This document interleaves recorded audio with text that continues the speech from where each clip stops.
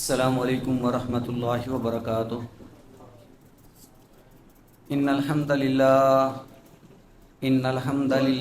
نحمده ونستعینه ونستغفره ونعوذ باللہ من شرور انفسنا ومن سیئات اعمالنا من يهده الله فلا مضل له ومن يضلل فلا هادي له وأشهد أن لا إله إلا الله وحده لا شريك له وأشهد أن محمدا عبده ورسوله يا أيها الذين آمنوا اتقوا الله حق تقاته ولا تموتن إلا وأنتم مسلمون يا أيها الناس اتقوا ربكم الذي خلقكم من نفس واحدة وخلق منها زوجها وبث منهما رجالا كثيرا ونساء واتقوا الله الذي تساءلون به والأرحام إن الله كان عليكم رقيبا يا أيها الذين آمنوا اتقوا الله وقولوا قولا سديدا يصلح لكم أعمالكم ويغفر لكم ذنوبكم ومن يطع الله ورسوله فقد فاز فوزا عظيما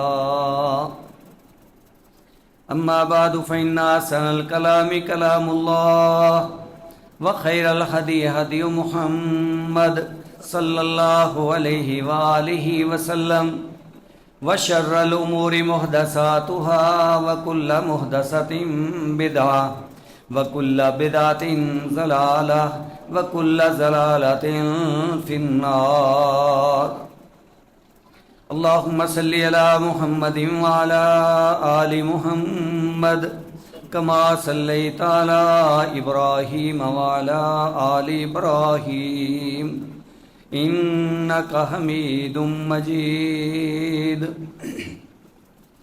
اللهم بارك على محمد وعلى آل محمد كما باركت على إبراهيم وعلى آل إبراهيم إنك حميد مجيد اللهم انفعنا بما علمتنا وعلمنا ما ينفعنا وزدنا علما رب اشرح لي صدري ويسر لي أمري واحلل عقدة من لساني يفقهوا قولي أما بعد فأعوذ بالله السميع العليم من الشيطان الرجيم من همزه ونفخه ونفسه ولا تخزني يوم يبعثون يوم لا ينفع مال ولا بنون إلا من أتى الله بقلب سليم وأزلفت الجنة للمتقين وبرزت الجحيم للغاوين وقيل لهم أين ما كنتم تعبدون من دون الله هل ينصرونكم أو ينتصرون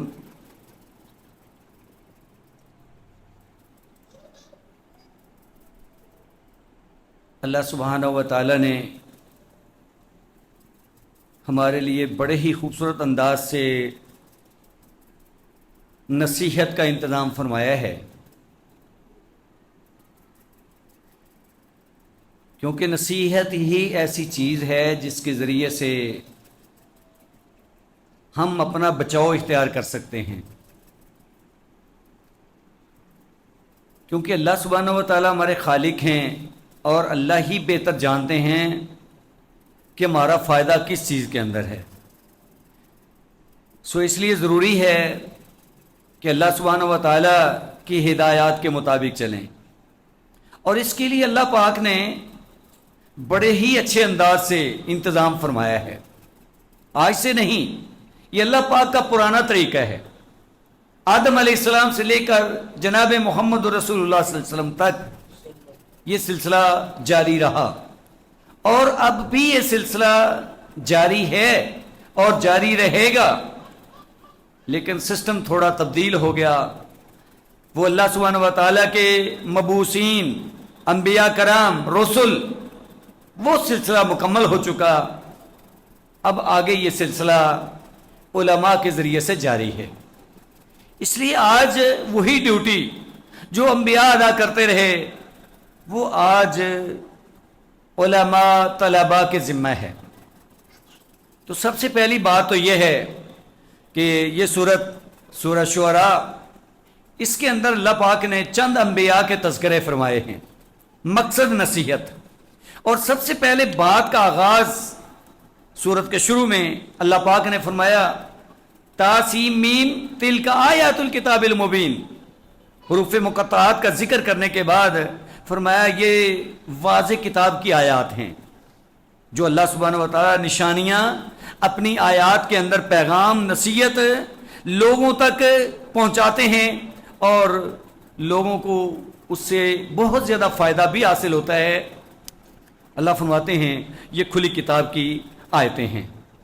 اس کے بعد اللہ پاک نے ہمارے بڑے ہی محسن جناب محمد رسول اللہ صلی اللہ علیہ وسلم کی طبیعت، اس کا ذکر فرمایا، کیونکہ آپ صلی اللہ علیہ وسلم کا کام بھی نصیحت کرنا تھا، لوگ آپ کی نصیحت کو لینے والے نہیں تھے، تو پھر آپ کی کیفیت کیا ہوتی تھی؟ تو یہ اللہ سبحانہ و تعالیٰ کے پیغام کے ذریعے سے نوٹ کیجئے، اور یہ ایک فطری عمل ہے کہ آج علماء ہوں، طلباء ہوں، یا پھر اپنی حد تک آ جائیے، یہ والدین ہوں، جب ان کی اولاد کوئی نصیحت کی بات کو نہیں سمجھے گی تو والدین کی کیفیت کیا ہوتی ہے، ان کی طبیعت پہ کیا گراں گزرتا ہے، ان کو کیسے محسوس ہوتا ہے؟ یہ شاید اسی وقت ہی پتہ چلے گا نا جب یہی لوگ جن کو نصیحت کی جاتی ہے جب وہ بڑے ہو جاتے ہیں۔ یا ایک استاد جب وہ بچوں کو پڑھاتا ہے تو کس خیرخواہی سے، کتنے جذبے سے، کتنے خلوص کے ساتھ، کس قدر نصیحت کے انداز میں اپنے سٹوڈنٹس کو، اپنے طلباء کو سمجھانے کی کوشش کرتا ہے۔ لیکن کیا یہ بچے اور یہ سٹوڈنٹ اپنی اس عمر کے اندر سمجھنے کے لیے تیار ہوتے ہیں؟ نہیں ہوتے۔ جو استاد چاہ رہا ہوتا ہے وہ نہیں ہوتا۔ تو پھر استاد کے اوپر جس قدر گراں گزرتا ہے، جس قدر اس کی طبیعت بوجھل ہوتی ہے، جس قدر وہ تکلیف میں ہوتے ہیں، وہ تکلیف تو طالب علم نہیں سمجھ سکتے۔ ایسی کی کیفیت والدین کی ہوتی ہے۔ والدین اپنے بچوں کے خیرخواہ ہوتے ہیں، اپنے بچوں کو سمجھاتے ہیں، نصیحت کی باتیں کہتے ہیں، لیکن بچے کب ہیں کرنے والے؟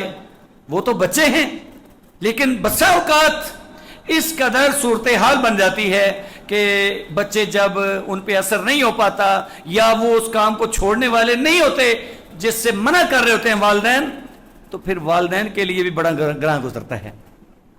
تو آپ اس سے اندازہ لگائیے کہ محمد کریم صلی اللہ علیہ وسلم جیسی شخصیت، جن سے بڑا محسن، جن سے بڑا مخلوق سے محبت کرنے والا، انسانوں کے ساتھ، غیر انسانوں کے ساتھ کوئی آپ کو مل نہیں سکتا۔ اس قدر اللہ پاک نے آپ کو طبیعت دے دی۔ فرمایا وَلَوْ كُنْتَ فَظًّا غَلِيظَ الْقَلْبِ لَانفَضُّوا مِنْ حَوْلِكَ، فرمایا ہم نے تو آپ کو بڑا نرم دل بنایا ہے، اگر آپ سخت گو ہوتے تو کوئی آپ کے گرد ٹھہرتا ہی نہ۔ یہ آپ کا خصہ ہے کہ آپ بڑی محبت کرنے والے، اخلاق کے اعلیٰ درجے پہ فائز تھے، لیکن اس کے باوجود کیا سب لوگوں نے آپ کی بات کو مانا؟ وہ جو اپنے بڑے قریبی تھے، بڑی محبت کرنے والے، آپ پہ جان قربان کرنے والے، وہ بھی جب اللہ کی توحید کی دعوت آئی، اللہ کا پیغام لوگوں تک پہنچانے کی نوبت آئی، وہ ماننے والے نہیں تھے۔ تو پھر اللہ پاک کیا فرماتے ہیں؟ لَعَلَّكَ بَاخِعٌ نَفْسَكَ أَلَّا يَكُونُوا مُؤْمِنِينَ، کہ یہ لوگ ایمان نہیں لا رہے، اللہ کے بھیجے ہوئے پیغام کو تسلیم نہیں کر رہے، اللہ کی نازل کردہ وحی کے مطابق عمل نہیں کر رہے، تو میرے پیغمبر آپ کی دل کی کیفیت تو یوں ہو چکی ہے کہ آپ اپنی جان کو ختم کر دینے والے ہیں۔ لَعَلَّكَ بَاخِعٌ نَفْسَكَ، آپ تو اپنی جان کو بالکل جیسے بندہ یعنی کہ ضائع ہو جائے اور ختم ہو جائے، آپ کی تو یوں کی کیفیت، یعنی اس انداز کی آپ تکلیف اور پین لیتے تھے اپنے دل میں لوگوں کا جذبہ رکھتے ہوئے کہ آخر لوگوں کو کیا ہو گیا ہے، لوگ حق کی بات کو قبول کیوں نہیں کر رہے. لیکن یہ ایک انسانی فطرت ہے کہ جس کسی کے دل کے اندر کوئی بات آئے گی وہی سمجھ پائے گا نا. اور جس نے شیطان کی فطرت کو لے لیا ہے وہ تو کبھی ماننے والا نہیں ہے. اب اس کے بعد اللہ پاک نے اپنی طرف سے نازل ہونے والی آیات کا ذکر فرمایا اور ان کو نصیحتیں پہنچانے کا ذکر فرمایا، پھر اپنی قدرت کی نشانیاں بھی بیان فرمائیں، پھر انبیاء کے واقعات بھی نقل کیے کہ دیکھو میرے پیغمبر آپ پریشان نہیں ہوں، ان کے پاس تو جب بھی رحمان کی طرف سے کوئی نئی بات آتی ہے یہ تو انکاری ہوتے ہیں، اعراض ہی کیے جاتے ہیں.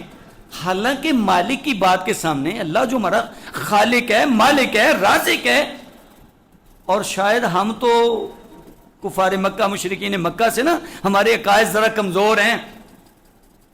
وہ نفع نقصان کا مالک، رزق دینے والا صرف اللہ تعالیٰ کی ذات کو سمجھتے تھے، لیکن اس کے باوجود دماغ کے اندر فطور ہے. ہمارے لوگ تو مسلمان جو پکے سچے اپنے آپ کو ٹھہراتے ہیں، یہ لوگ تو اللہ کے سوا رزق دینے والا بھی سمجھتے ہیں، زندگی موت کا مالک بھی سمجھتے ہیں، نفع نقصان کا مالک بھی سمجھتے ہیں. تو اللہ سبحانہ و تعالیٰ نے ان کو یہ ان کی باتیں ان کے سامنے رکھ کے کہ آپ لوگ بالکل دل سے مانتے بھی ہو، پھر تم اس بات کی طرف کیوں نہیں آتے کہ میں اکیلا ہی عبادت کے لائق ہوں. تو اس کے بعد اللہ سبحانہ و تعالیٰ نے یہ انبیاء کرام کے واقعات نقل فرمائے کہ دیکھو انبیاء نے یہ اپنے نبی کی تسلی کے لیے جناب محمد صلی اللہ علیہ وسلم کی طبیعت جو بوجھل ہوتی تھی، جو آپ کے اوپر گراں گزرتا تھا، آپ کو مطمئن کرنے کے لیے کہ میرے نبی آپ ایسے نہ کریں، یہ تو ان کا پرانا طریقہ ہے. پھر اللہ نے یہ نوح علیہ السلام کا ذکر فرمایا، موسیٰ علیہ السلام کا ذکر فرمایا، ابراہیم علیہ السلام کے واقعے کا ذکر فرمایا اور اس طریقے سے آپ کو تسلی دی. تو یہاں جو 2-3 آیتیں میں نے آپ کے سامنے چند آیات تلاوت کی ہیں، ان کے اندر ایک بہت ہی خوبصورت بات کا ذکر ہے، اور وہ ہے جناب ابراہیم علیہ السلام کی دعا اور آگے اس کا رزلٹ. لیکن مقصد جناب محمد صلی اللہ علیہ وسلم پہ یہ آیات نازل فرما کر کے، جناب ابراہیم علیہ السلام کا واقعہ بیان کر کے، اللہ نے یہ رکوع کا آغاز ہوا تو فرمایا وَاتْلُ عَلَيْهِمْ نَبَأَ ابراہیم. میرے پیغمبر آپ پریشان نہیں ہوں، بلکہ آپ کے دل کی تسلی کے لیے اور ان لوگوں کو سمجھانے کے لیے جو اپنے آپ کو ابراہیمی کہلواتے ہیں، ان کے اوپر ذرا ابراہیم علیہ السلام کا واقعہ تو بیان کیجئے. کہ کون سا واقعہ؟ اللہ فرماتے ہیں جب ابراہیم علیہ السلام نے اپنے باپ سے اور اپنی قوم سے کہا کہ یہ تم کس کی عبادت کرتے ہو، وہ آگے سے کیا جواب دیتے ہیں؟ قالوا نعبد اصناما فنظل لها عاکفین. ہم بتوں کی پوجا کرتے ہیں اور ان کے اوپر ہی ہم گویا مجاور بن کے بیٹھے ہیں، یہی ہمارا اعتکاف ہے، یہاں ہمارا ٹھہراؤ ہے، ہم تو بس ان کے اوپر جمے ہوئے ہیں. تو ابراہیم علیہ السلام نے ایک سوال کیا کہ مجھے یہ بتاؤ هل يسمعونكم اذ تدعون، جب تم ان کو بلاتے ہو کیا تمہاری ندا سنتے ہیں، تمہاری آواز سنتے ہیں؟ اور ينفعونكم ويضرون، یا تمہیں فائدہ پہنچاتے ہیں یا نقصان پہنچاتے ہیں؟ ذرا سوال سنیے، کیا یہ تمہاری دعا سنتے ہیں، تمہاری پکار سنتے ہیں، یا تمہارے نفع نقصان پہ قادر ہیں؟ اب یہ جناب ابراہیم علیہ السلام کی قوم ہے، لیکن وہ یہ عقیدہ نہیں رکھتے کہ ہاں جی وہ ہماری سنتے ہیں، وہ ہمارے نفع نقصان پہ قادر ہیں، ہمیں نفع پہنچاتے ہیں، نقصان پہنچا سکتے ہیں، ہم ان سے بڑی امیدیں رکھے ہوئے ہیں. لیکن نہیں، جواب ان کا اور ہے. جب ابراہیم علیہ السلام نے یہ سوال کیا تو کہنے لگے قالوا بل، وہ کہنے لگے نہیں یہ بات تو نہیں ہے، نہ یہ ہماری سنتے ہیں یا یہ نفع نقصان پہ بھی قادر نہیں، یہ ہمارے سامنے کی صورتحال ہے، بس بت ہیں، تراشے ہوئے ہیں، بس ہم ان کے سامنے جھکتے ہیں اور ان کے اوپر جناب اڑے ہوئے ہیں ہم. لیکن بات کیا ہے، کس بنیاد پہ؟ کہنے لگے بل وجدنا آبانا کذالک یفعلون، بس ہم نے آبا و اجداد کو ایسے ہی کرتے ہوئے پایا ہے، یعنی ہمارے باؤ اجداد کا طریقہ ہے، یہ پرانی رسم ہے، یہ پرانی ہماری روٹین ہے، اس کے اوپر ہم ڈٹے ہوئے ہیں. اب دیکھیں یہ جواب ہے. آج کا مشرک یہ جواب نہیں دیتا، وہ کہتا نہیں وہ تو بڑے دلائل دیتا ہے آگے سے، حالانکہ ابراہیم علیہ الصلوۃ والسلام اکیلے ہیں، وہ آگے سے کچھ بھی کر سکتے ہیں اور بہت کچھ کیا ہے انہوں نے، لیکن جو آپ کا سوال ہے اس کے جواب میں انہوں نے دلائل نہیں دیے۔ ہاں جی بالکل سنتے ہیں جی، کون کہتا ہے قبروں والے نہیں سنتے جی؟ یہ بالکل قبر کے اندر سے سنتے ہیں ہماری بات، دور بیٹھے ہمارے یہ سنتے ہیں، اور اپنے زندہ اور مردہ لوگوں کے بارے میں بڑے ہمارے پاس دلائل ہیں۔ لیکن ابراہیم علیہ الصلوۃ والسلام کا سوال کہ کیا یہ تمہاری فریاد سنتے ہیں، نفع نقصان پہ قادر ہیں؟ کہتے نہیں، بل کا مطلب ہوتا بلکہ، یعنی جو آپ بات کہہ رہے ہیں وہ نہیں ہے، ہمارے پاس دلائل بھی نہیں ہے، بلکہ ہم نے اپنے آباء و اجداد کو ایسے ہی کرتے ہوئے پایا ہے۔ قال افرأیتم ما کنتم تعبدون، تو تب ابراہیم علیہ السلام نے ایک سوال کیا کہ بھلا غور و فکر تو کرو، مجھے بتلاؤ تو صحیح، اس بات پہ کچھ سوچو تو صحیح کہ جن کی تم پوجا کرتے ہو، جن کی تم عبادت کرتے ہو، انتم و آباؤکم الاقدمون، تم اور تمہارے پہلے باپ دادا جو گزر چکے، تم عبادت کرتے رہے اور تم ابھی بھی اڑے ہوئے ہو، تو مجھے یہ تو بتلاؤ، یہ بات ذہن میں رکھ لو کہ یہ جن کی تم پوجا کر رہے ہو اور تمہارے باپ دادا کرتے گئے، فَإِنَّهُمْ عَدُوٌّ لِّي إِلَّا رَبَّ الْعَالَمِينَ، تو میں تو ان سے بیدار ہوں، میں ان سے دشمنی کا اظہار کرتا ہوں، یہ میرے دشمن، میں ان کو نہیں مانتا۔ اب یہ بڑا کھلا اعلان ہے، اب ایک طرف سارے ماننے والی قوم، آج کے حالات دیکھ لو، آج آپ کہیں پہ ایسی بات کر کے تو دیکھو جہاں سارے بتوں اور قبروں کے پجاری ہوں، تصویروں کے پجاری ہوں، مجاور ہوں، آپ ان سے بات کر کے دیکھیں کہ یہ سارے میرے دشمن ہیں، تو بھلا وہ آپ کو جانے دیں گے؟ لیکن ابراہیم علیہ الصلوۃ والسلام اگرچہ اکیلے ہیں، ڈر کوئی بات کسی کا نہیں ہے، ڈر نہیں کر رہے اور خوف بھی نہیں کھا رہے، کیا کہہ رہے ہیں؟ دو ٹوک اعلان ہے، واضح پیغام ہے، فرمایا کہ یہ میرے دشمن ہیں، میں ان سے بیزار، میری ان سے کوئی تعلق داری رشتہ داری نہیں ہے، الا رب العالمین، ہاں ایک ہی میرا دوست ہے، ایک ہی میرا تعلق والا ہے، وہ ہے رب العالمین، جو تمام جہانوں کو بنانے والا ہے، پیدا کرنے والا ہے، کھلانے پلانے والا ہے، سارے جہانوں کا مالک ہے۔ الذی خلقنی فہو یہدین، جس نے مجھے پیدا کیا وہی مجھے راستہ بھی دکھاتا ہے، وہ میری رہنمائی بھی کرتا ہے، وہ میرے دنیا کے کام سارے سنوارتا ہے، اور میری آخرت بنانے والا بھی وہی ہے، وہ مجھے رہنمائی دیتا ہے ہر وقت۔ والذی هو یطعمنی ویسقین، اور وہ ذات ہے جو مجھے کھلاتا اور پلاتا بھی ہے، کھانے پینے کا انتظام وہ میرا رب کرتا ہے۔ وَإِذَا مَرِضْتُ فَهُوَ يَشْفِينِ، جب میں بیمار ہوتا ہوں تو وہ مجھے شفا بھی دیتا ہے۔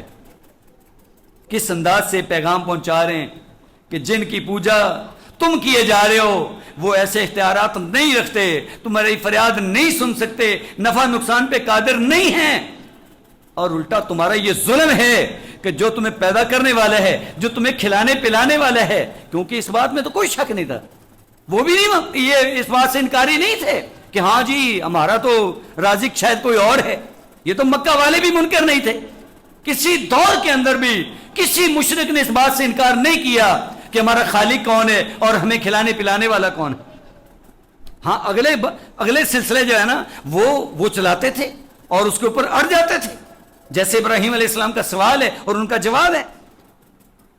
تو آپ نے یہ ان کو پیغام دیا کہ اللہ میرا رازق ہے، وہی مجھے کھلاتا پلاتا ہے، اور جب میں بیمار ہو جاتا ہوں تو وہ مجھے شفا بھی دیتا ہے۔ والذی یمیتنی ثم یحیین، اور اللہ وہ ذات ہے جو مجھے موت دے گا، ثم یحیین، پھر وہ اگلا جہان جو قائم ہونے والا ہے پھر وہ مجھے زندہ بھی کرے گا، کیونکہ اصل تو یہی ہے نا، یہ زندگی تو ہمارے سامنے ہے، جی رہے ہیں ہم، کھا پی رہے ہیں، آخرت کو بھول چکے ہیں، لیکن اصل بات فکر والی اور ایمان یقین والی یہی ہے کہ ہمیں اس کے بعد موت آنی ہے، اور پھر موت آ کر کے ہم ختم ہونے والے نہیں ہیں۔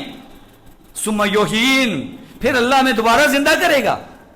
تو یہی نظریہ، یہ عقیدے کی بات ہے جس کے بغیر ہم مومن نہیں بن سکتے۔ تو اللہ تعالیٰ کا یہ پیغام جو ابراہیم علیہ الصلوۃ والسلام اپنے منہ سے الفاظ جاری کیے ہوئے ہیں، والذی یمیتنی ثم یحیین، اللہ وہ ذات ہے جو مجھے مارے گا، موت دے گا، ثم یحیین، پھر وہ مجھے زندہ بھی کرے گا، والذی اطمع ان یغفر لی خطیئتی یوم الدین، وہ ذات ہے جس سے مجھے امید ہے کہ وہ قیامت والے دن میری خطائیں بھی معاف کر دے گا۔ اصل بات تو یہی ہے نا کہ انسان جی رہا ہے، اعمال کر رہے ہیں، اللہ تعالیٰ کی فرما برداری میں چلنا چاہیے، لیکن نتیجہ آخرت میں نکلنے والا ہے، موت آئے گی، دوبارہ اللہ زندہ کریں گے، رب کے حضور پیشی ہے، پھر اس کے بعد ہمارا حساب کتاب ہے۔ لہٰذا اللہ تعالیٰ سے مغفرت اور گناہوں کی معافی یہ بڑا ضروری کام ہے اور بڑا فائدے والا عمل ہے۔ اس لیے ابراہیم علیہ الصلوۃ والسلام یہ اپنے زبان سے الفاظ جاری کر رہے ہیں، والذی اطمع، وہ ذات جس کے بارے میں مجھے طمع ہے، امید ہے، ان یغفر لی خطیئتی، کہ وہ میری خطائیں بھی معاف کرے گا۔ اس کا مطلب خطائیں معاف کرنے والا کون؟ وَمَن يَغْفِرُ الذُّنُوبَ إِلَّا اللَّهُ، اللہ کے علاوہ خطائیں معاف کون کر سکتا ہے؟ کوئی نہیں گناہوں کو معاف کرنے والا۔ یہاں تو پتہ نہیں لوگوں کو کس کس جگہ پہ بھول لگی اور کس قدر ہٹ دھرم اور گئے گزرے بن گئے کہ وہ بابوں سے کہتے ہیں جی میرے کیے ہوئے پہ قلم پھیر دو، میرے گناہوں کو معاف کر دو۔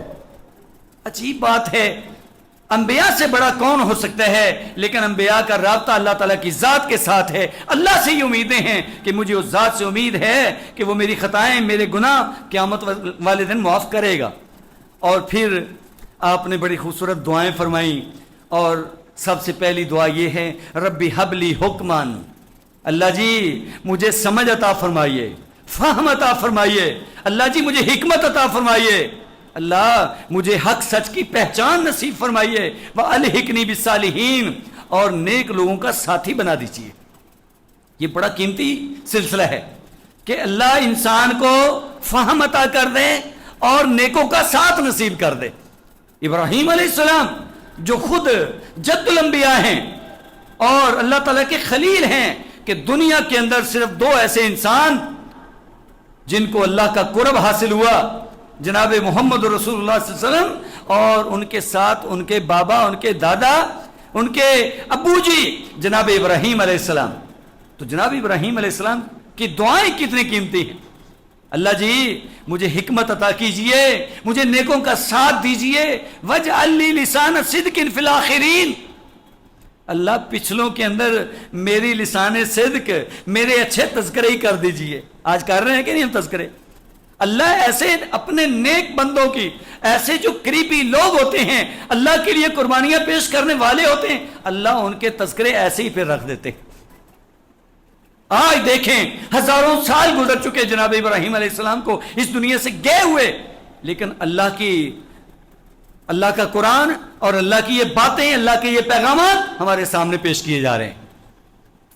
آپ کیسی دعا کر رہے ہیں کہ اللہ جی میرا ذکر خیر پچھلوں کے اندر بھی فرما دیجئے، لوگ مجھے یاد کرتے رہیں، میرے لیے دعائیں کرتے رہیں۔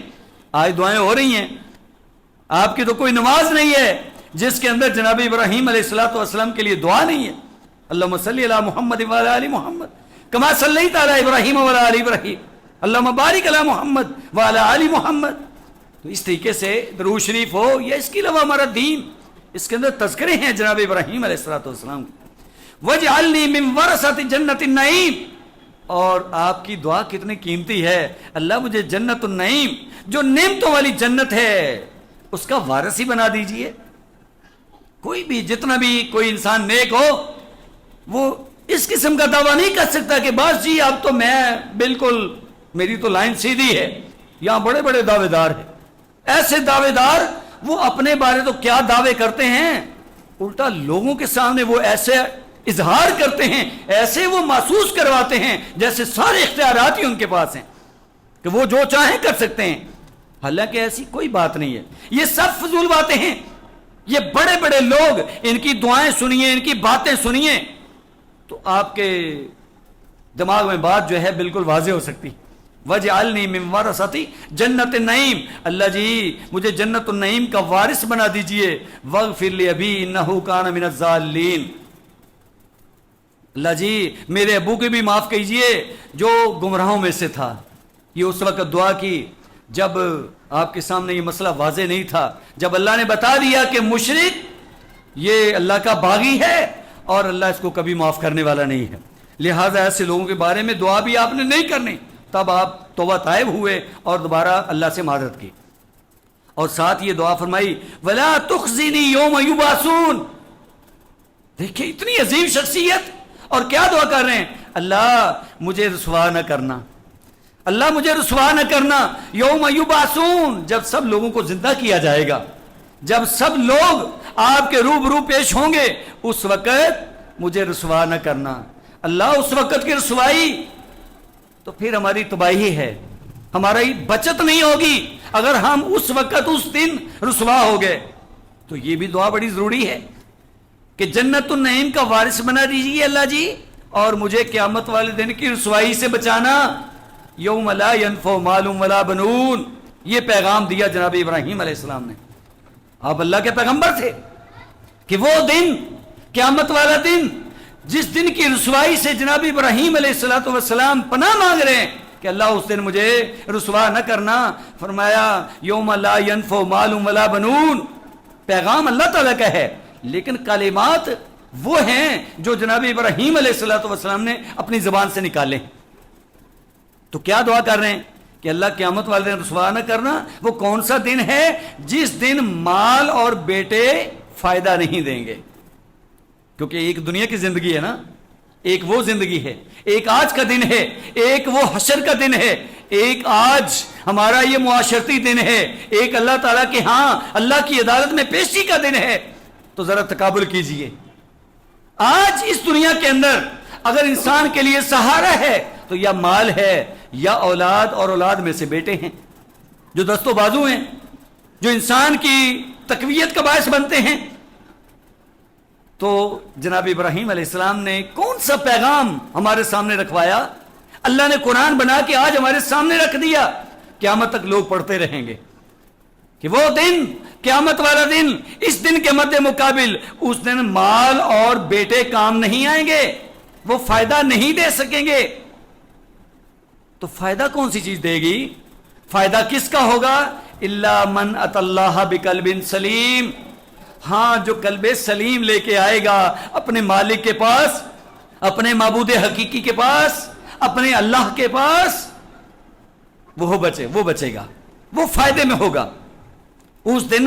یعنی دو چیزیں جو دنیا کے اندر بنیاد ہیں فائدے کی, مال اور بیٹے, قیامت والے دن یہ سہارے بھی ختم. اس دن سہارا صرف ایک اللہ کی ذات کا, اور کس بنیاد پہ, قلب سلیم کے ساتھ, قلب سکیم نہیں. وہ دل جو بیمار ہو گیا, وہ دل جس کے اندر اللہ سبحانہ و تعالیٰ کی بات کا اثر نہ ہو سکا, وہ دل جس نے حق بات کو قبول نہ کیا, وہ دل جو اللہ کا باغی بن گیا, شرک پہ لگ گیا, وہ دل نہیں, وہ کبھی کامیاب نہیں ہوگا. وہ دل جو پیغمبر کی بغاوت پہ آ گیا, بدعات کا شکار ہو گیا, وہ قلب سلیم نہیں ہے, وہ قلب سکیم ہے. اور اللہ سبحانہ و تعالیٰ فرماتے ہیں کہ فی قلوبہم مرض فزادہم اللہ مرضا, جن کے دلوں میں بیماری آتی ہے پھر ان لوگوں کے دلوں کی بیماری کو اللہ اور زیادہ کر دیتے. تو یہ بیماریاں انتہائی خطرناک ہیں, شرک کی بیماری, بدعت کی بیماری, خرافات کی بیماری, اور دنیا کے حالات کے اندر اس انداز سے کھو جانا کہ اپنی آخرت کا انسان کو فکر نہ رہے, اپنے مالک کی بات کی پرواہ نہ رہے, اس سے بڑی بربادی کوئی نہیں ہے. لہذا ابراہیم علیہ السلام نے کون سے کلمات کہے, یہ پیغام ہمیں دیا جا رہا ہے, یہ قرآن نصیحت ہمارے لیے ہے. اس وقت اللہ تعالیٰ بھی ہمارے ساتھ مخاطب ہیں, اور یہ جناب ابراہیم علیہ السلام کا پیغام بھی ہمارے سامنے ہے. آپ کی یہ دعا ہے, لیکن یہ دعا ایسے کے الفاظ نہیں ہیں کہ جن کو ہم حیثیت نہ دیں. یہ بڑی حیثیت والے کلمات ہیں, ان کو نوٹ کیجئے, سمجھیے اور اس کے مطابق عمل کیجئے. تو آپ کی یہ دعا ہے کہ اللہ اس دن مجھے رسوا نہ کرنا جس دن مال اور بیٹے کام نہیں آئیں گے. ہاں کام کیا چیز آئے گی, الا من اتى اللہ بقلب سلیم, اللہ جی جو آپ کے پاس سلامت دل لے کے آئے گا اس کا کام بنے گا، وہ فائدے میں رہے گا۔ تو اللہ کرے ہمیں قلب سلیم عنایت ہو جائے۔ یہ قلب سلیم کوشش تو ہماری ہوگی، لیکن اللہ سبحانہ و تعالیٰ کی عنایت کے بغیر ہمارا دل قلب سلیم نہیں بن سکتا۔ یہ ضروری ہے، کوشش ہماری ہوگی، لیکن ساتھ دعا کیجئے کہ اللہ میرے دل کو سلامت رکھ، اللہ میرے دل کو شرک سے پاک کر دے، یا اللہ میرے دل کو بدعات سے صاف کر دے، یا اللہ میرے دل کو دنیا کی آلائشوں سے پاک صاف کر دے، یا اللہ میرے دل کو کبھی اس دنیا کے اندر نہ لگا دینا اس انداز سے کہ میں اپنی آخرت ہی بھول جاؤں۔ الا من اتى اللہ بقلب سلیم، ہاں جو قلب سلیم اپنے مالک کے پاس لے کے آئے گا وہ تو فائدے کے اندر ہی ہوگا، وہ فائدہ ہی فائدہ پائے گا۔ کیسے کا فائدہ؟ وَأُزْلِفَتِ الْجَنَّةُ لِلْمُتَّقِينَ، یہ وہ متقی ہے۔ اللہ فرماتے ہیں ہم ایسے متقین کے جنت کو قریب لے آئیں گے۔ جنت کے داخلے سے پہلے ایک دفعہ اللہ مومنوں کو جنت دکھائیں گے، جیسے حدیث میں آتا ہے نا کہ ایک مومن آدمی جس نے دنیا کے اندر بڑی تنگی فاقوں سے، تکلیف سے، مصیبتوں سے، بیماریوں کے اندر، آزمائشوں کے اندر زندگی گزاری ہوگی، اور یوں سمجھیے کہ کبھی اس نے سکون کی زندگی پائی نہیں دنیا کے اندر، تو اللہ تعالیٰ فرمائیں گے کہ یہ میرا نیک بندہ ہے، یہ قلب سلیم والا ہے، یہ میرا اطاعت گزار ہے، جاؤ میرے فرشتوں اس کو جہنم کا دیدار تو کروا کے لاؤ، جنت کا دیدار تو کروا کے لاؤ۔ تو جنت کی ایک جھلک اس کو دکھائی جائے گی، اندر نہیں گیا ابھی، بس دروازے سے اس کو دکھا کے لایا جائے گا اور پوچھا جائے گا کہ میرے بندے ذرا مجھے ایک بات تو بتا۔ جی اللہ پوچھیں تو مجھے یہ بتا کہ دنیا کے اندر کبھی تمہیں تکلیف پہنچی ہے، کوئی تمہیں دکھ دیکھا ہو کہیں دنیا کے اندر؟ کیا اللہ کے سامنے کوئی جھوٹ بول سکے گا؟ کبھی نہیں، جھوٹ بولنے کی اجازت ہی نہیں ہوگی۔ کوئی جھوٹ بولے گا بھی تو اللہ تعالیٰ سچ بلوانے کے لیے اس کے دوسرے اعضاء کو حکم دے دیں گے۔ اور جب ایسے کی حالت ہے کہ اللہ کا نیک بندہ ہے جس نے دنیا کے اندر جھوٹ نہیں بولا، اب وہ کیوں بولے گا؟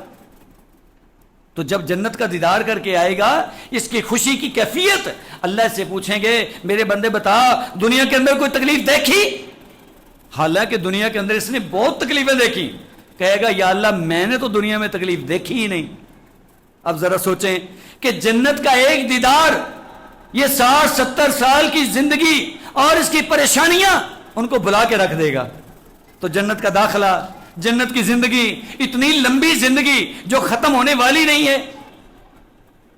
جہاں تمہاری دنیا کی گنتی ختم ہو جائے وہاں سے جنت کی زندگی شروع ہو جائے، تو پھر اندازہ لگائیے کتنی لمبی زندگی ہے۔ تو وہ جنت جس کی ایک جھلک آپ کی 60-70 سالہ زندگی کی تکلیفیں بلا دے گی، اس جنت کی موجیں کس قدر زیادہ ہوں گی۔ اس کے بدلے مقابل دوسری طرف آئیے، اللہ تعالیٰ نے یہاں دونوں چیزوں کا ذکر فرمایا، فرمایا وَأُزْلِفَتِ الْجَنَّةُ لِلْمُتَّقِينَ، جنت متقین کے قریب کر دی جائے گی، وَبُرِّزَتِ الْجَحِيمُ لِلْغَاوِينَ، اور باغیوں کے لیے جہنم ظاہر کر دی جائے گی۔ یعنی جنت بھی اپنے بندوں کو اللہ دکھائیں گے اور باغیوں کے قریب دوزخ بھی لائی جائے گی، ان کے سامنے بھی کر دی جائے گی۔ اور وہ دوزخی انسان، وہ باغی انسان جس نے دنیا کے اندر من مانی کی، فرعونیت کی زندگی گزاری، موجیں کی اور ہواؤں میں اڑتا پھرتا رہا، یا دنیا کے اندر اس نے ہر لحاظ سے آسائشیں پائیں، اللہ فرمائیں گے اچھا آ جا، آج تیری پیشی ہے، جاؤ میرے فرشتوں اس کو ذرا دوزخ کے پاس لے کے جاؤ، جہنم دکھا کے لاؤ۔ جہنم دکھا کے اس کو لایا جائے گا، اللہ پوچھیں گے میرے بندے ذرا مجھے بتا تو صحیح دنیا کے اندر کوئی سکون ملا ہے تمہیں کبھی؟ 60-70 سال، 80 سال، 100 سال زندگی اس نے بڑی موجوں میں گزاری ہے، جھوٹ نہیں بولے گا۔ جہنم کی سختی اور کرختی اتنی ہوگی کہ اس کی ایک جھلک نے اس کو سب کچھ بلا کے رکھ دیا ہے، کہے گا یا اللہ میں نے تو دنیا کے اندر سکون دیکھا ہی نہیں۔ اب یہ ہے دنیا کی زندگی جس کے پیچھے آپ اور میں پڑے ہوئے ہیں، جس کے لیے ہم لوگوں کا پتہ نہیں کس قدر نقصان کر جاتے ہیں، اور ہمارے سوچیں پتہ نہیں کدھر کدھر کیا کیا پروازیں کرتی ہیں، اور سمجھتے ہیں کہ بس یہ دنیا ہی تو ہے۔ یہ ہے دنیا کی حیثیت اور اس کی کیفیت۔ اس لیے یہ قلب سلیم کا ہونا، جناب ابراہیم علیہ السلام کی دعاؤں کو نوٹ کیجئے، اپنے اللہ سے دعائیں کیجئے، اور یہ بات ذہن میں رکھیے کہ قلب سلیم ہمارے لیے نجات کا باعث ہے. اللہ سبحانہ و تعالیٰ اب ہمارے دل کو پاک صاف کر دیں اور ہم اپنے پاکیزہ دل کے ساتھ اپنے مالک کے سامنے پیش ہوں تاکہ اللہ سبحانہ و تعالیٰ ہماری نجات کا سامان کر دیں. وآخر دعوانا الحمدللہ رب العالمین.